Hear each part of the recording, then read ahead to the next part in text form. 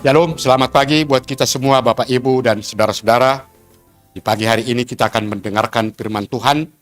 Marilah kita berdoa.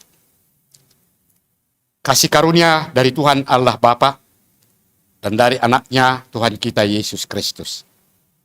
Amin. Firman Tuhan di pagi hari ini tertulis dalam kitab Joel pasal 2 ayat 13. Koyakkanlah hatimu dan jangan pakaianmu. Berbaliklah kepada Tuhan Allahmu, sebab Ia pengasih dan penyayang, panjang sabar dan berlimpah kasih setia. Dan Ia menyesal karena hukumannya.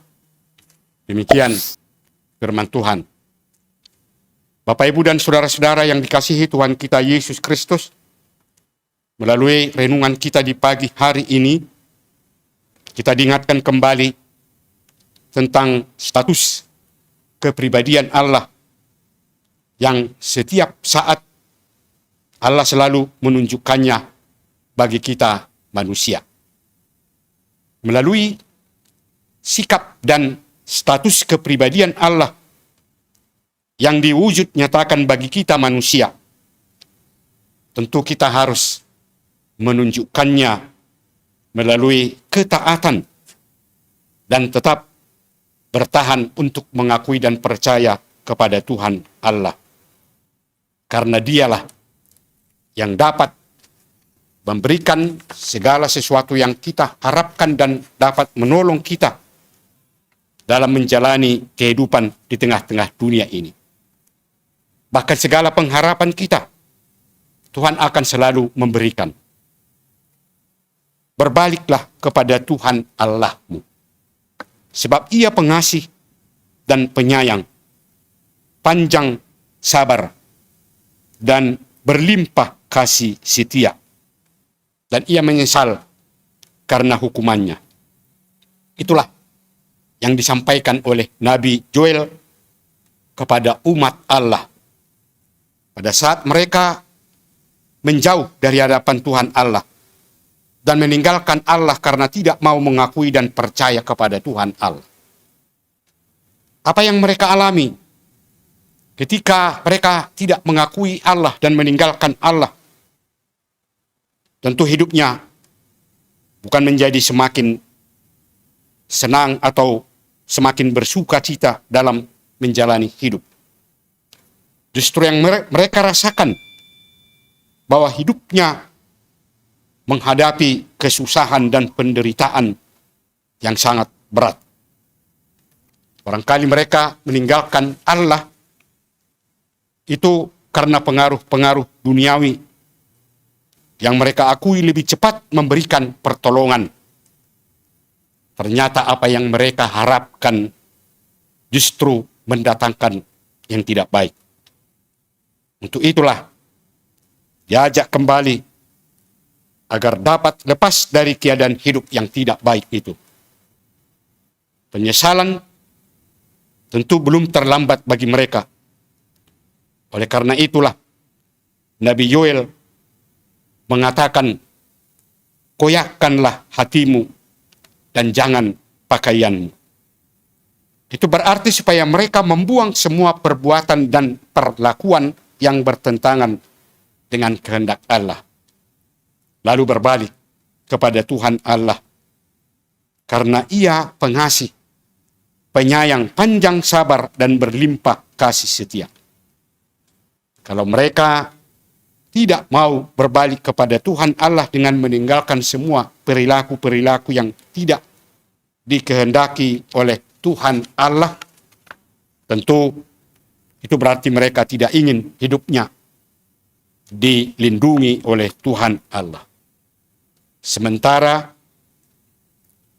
Allah selalu menunjukkan kasih setianya kepada semua orang yang mau taat dan mau melakukan kehendaknya.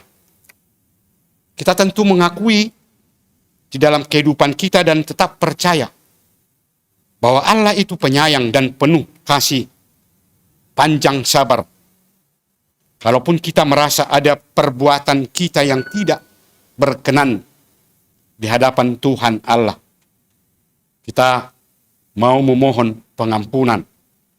Dan Tuhan Allah mau menerima kita kembali. Karena Dia adalah Tuhan Allah yang pengasih dan penyayang. Kalaupun Tuhan Allah itu dikatakan pengasih dan penyayang, panjang sabar, tetapi bukan berarti kita bebas melakukan perbuatan yang bertentangan dengan kehendaknya. Justru kita diingatkan untuk tetap menunjukkan ketaatan, kepatuhan, agar hidup kita selalu dilindungi, sehingga kita merasakan bahwa Tuhan Allah itu bersedia melindungi hidup kita dimanapun kita berada dan apapun yang kita alami dalam kehidupan kita. Itulah pengharapan kita, kiranya semua itu dapat tercapai, terutama jika kita berhadapan dengan keadaan yang tidak baik. Tapi karena kita percaya, kita yakin Tuhan selalu bersama-sama dengan kita. Amin. Marilah kita berdoa. Ya Tuhan Allah, Bapa di surga, kami mengucapkan syukur dan terima kasih atas penyertaan dan perlindungan-Mu di dalam kehidupan kami hingga di pagi hari ini. Kami datang ke hadapan-Mu, bersekutu dengan Engkau untuk mendengarkan firman-Mu. Ya Tuhan, kami telah mendengarkan firman-Mu, di mana Engkau selalu menunjukkan kasih setia-Mu di dalam kehidupan orang yang mau taat dan percaya kepadamu. Ya Tuhan, itulah pengharapan kami, supaya dalam menjalani kehidupan kami, apapun yang kami hadapi, apapun yang kami alami, kiranya melalui pertolongan-Mu itulah kami akan dapat memperoleh sukacita dalam kehidupan kami. Terima kasih Tuhan, berkati dan lindungi kami semua jemaat-Mu, supaya tetap dalam kekuatan, khususnya di dalam melakukan aktivitas dan pekerjaan setiap hari.